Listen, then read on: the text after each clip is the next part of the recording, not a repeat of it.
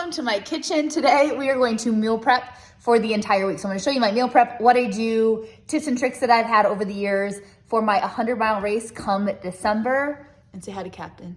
And I got a buddy helping me too.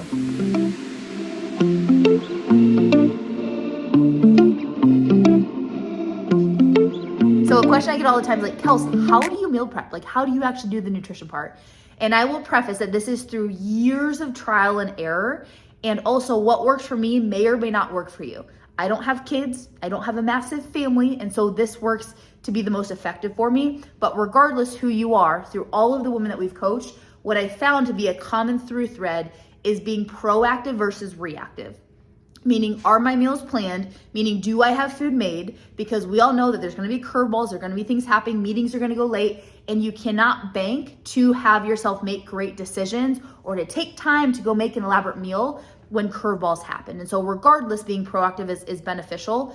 What I will normally do is I'll go to the grocery store on a Saturday or Sunday, and I will buy everything for the week. So I will buy all my breakfast, my snacks, my dinners, and I will actually make it on that Saturday or Sunday. So if you looked in my fridge, you will see Tupperware of breakfast, of lunch, of snacks that I will eat. And I eat very similar things throughout the entire weekdays. So it can seem very boring to some people, like, you eat the same stuff every day? And I say, yeah, but it keeps it simple for me and I'm able to execute. That's the biggest thing, is when I don't have food made, I never thought I'd be the person of not eating enough. I'm like, no, I love food. Like, give me all the food. But I've realized I am pretty busy, and so I will err on the side of like going hours without eating if I don't have anything made. So that's been a really big thing for me, especially this 100-mile prep of like, Kels, you need to be on your food. You need to make sure you're eating enough.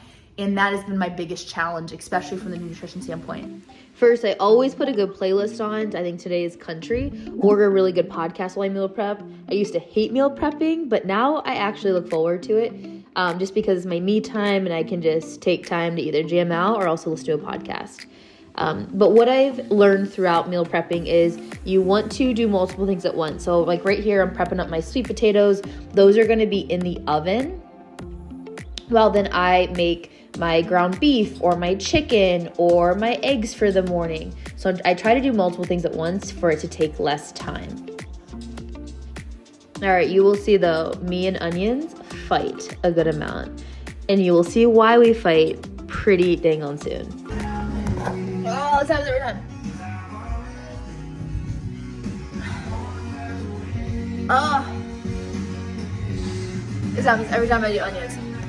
Meal prepping though is not for the weary. So right here, I'm getting my pasta ready to go. I'll always have a main carb source in a pasta, and then you will see something went very wrong. We have a problem. Oh no. Not let me cook by myself. You can tell, but it is all smoky in my house. That happens at least one time a week, at least.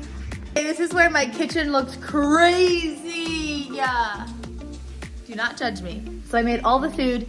Now I just have to pull it all together. So what I'm gonna do is I will make my eggs and my mushrooms and onions, and I'll put them in a little container, and I'll do that per day. And then I'll portion out my chicken and my beef and all of that, put it in containers. So I literally just have to grab it, put it in the microwave and go, and it makes my life so much easier.